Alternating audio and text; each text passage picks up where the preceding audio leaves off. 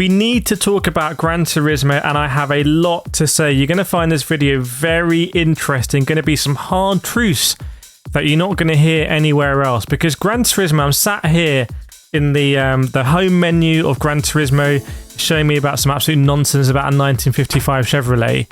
And this is a great platform for racing. If you own a PlayStation, you just know that you've got Gran Turismo on the latest generation console, but there is so much missing. There is so much stupidity. There is so much untapped potential in Gran Turismo that I'm going to let you all know about. I want to disclose that I'm in the Gran Turismo movie.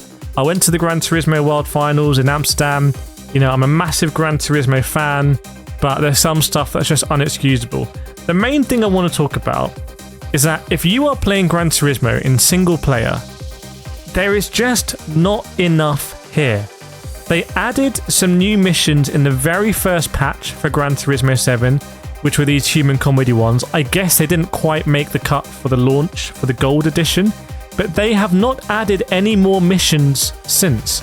Now, if you are a single player, you probably completed all of these, and it would not take too much time to craft some new missions where you start in a certain position. Maybe you've got a fuel save, maybe you've got to overtake some faster cars, maybe you're in a handling car in a power race, something. And that would really, I just think every patch should have, and should in the future include, an addition to the mission challenges, which is kind of crazy. The licenses is fine because we know the licenses, but that, if you look at the single player, that is pretty much it. You get the cafe books, but the cafe books are not a substitute for genuine single player content. They take you to places in the world circuit, or they just ask you to buy cars. The cafe book is a bit of a misnomer. I think Gran Turismo have relied on it too much to create a single player experience, and it just doesn't do that. Yes, we have loads of championships, albeit, is it really enough? I think they should add more curated championships. Why is there not a Super Formula championship, for example? Why are there not more touring car championships? Why are there not some one-make championships? Why do they not just use the platform of all the amazing circuits they have and add them on circuits? Why can someone in the comments please explain to me why they have not added wet weather to any additional track in the game since launch? It is impossible for it to rain at Trial Mountain. It is impossible for it to rain at Road Atlanta. It is impossible for it to rain at Watkins Glen. It's impossible for it to rain at Daytona. Why is that? Why can they just... It's impossible for it to rain at Interlagos. It makes no sense. They need to add this. Look, if they've got difficulties adding more tracks for various reasons, they need to, rather than giving us a layout where the pits are in different places, add weather. For crying out loud. Speaking of that, when we go in and we actually want to do our own race and create our own fun in single player, which is a huge part of these racing games. So if I go to a racetrack and I actually want to do it, the options I have here, why are they more limited than the options Gran Turismo have themselves? You know, why can't I just... there's so many things that could be possible in terms of the weather, in terms of the actual saving custom list of cars and stuff like that. I mean, the difficulty. Why is there no Sophie AI in Gran Turismo? Leaves so much firepower on the sidelines. Like Sophie AI here, to have a Sophie difficulty setting, suddenly the game becomes so much more replayable. And if you've seen my videos, it looks like Gran Turismo are now basically ending additional support, additional content for Gran Turismo 7. We will see. But if that's the case, if you just added in Sophie when you did that, you'd give people so much more replayability. Be like, okay, great, no more tracks are coming, you know, no more big updates, but at least I can replay everything with Sophie. But they're not going to do it. I don't understand. By the way, I bought Gran Turismo with my own money back in the day. I paid £70 for it. I didn't want to take a free copy.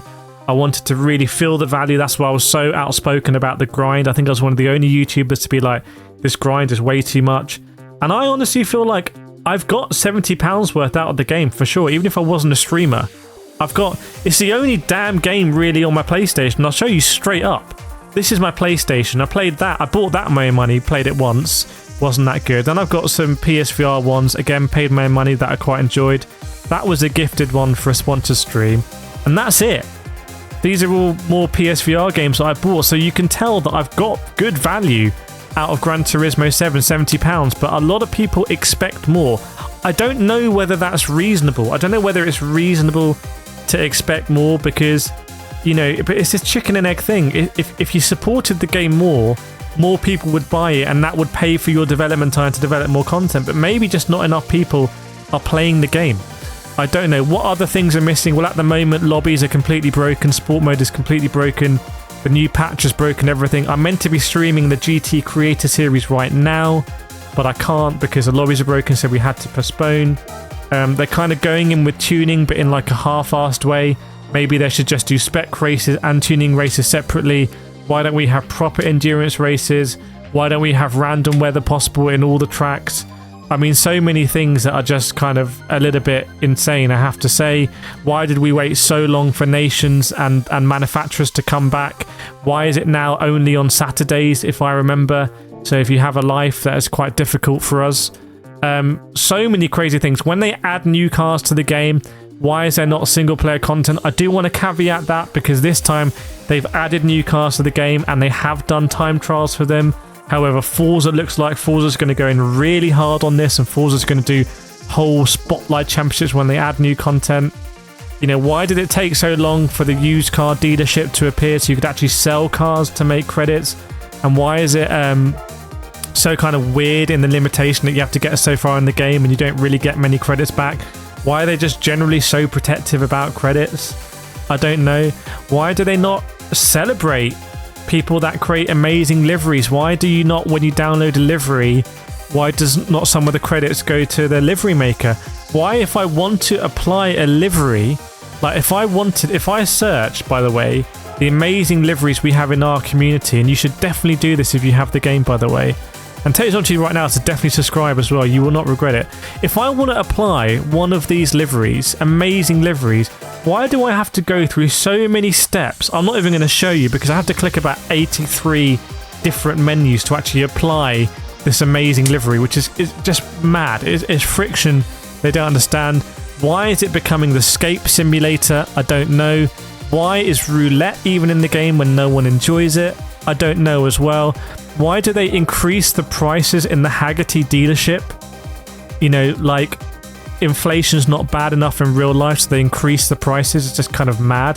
Why is the McLaren F1 20 million credits, which is about $200 worth of real-world money? In fact, if I wanted to purchase it here and top it up on the PlayStation Store, you can see here, I'd have to get 10 of those. So it's £160, which is about $200, isn't it, to buy that car? Why is that? Okay, I'm never gonna be able to buy this car in the game. I'm never gonna be able to put my own livery on a McLaren F1, which is a shame. And I'm a massive one of the biggest Gran Turismo YouTubers. It's kind of a bit insane. I can go on, by the way. If you want to see more of my thoughts on Gran Turismo, just let me know in the comments. Let me know your comments as well. Make sure you're subscribed, and I will see you next time.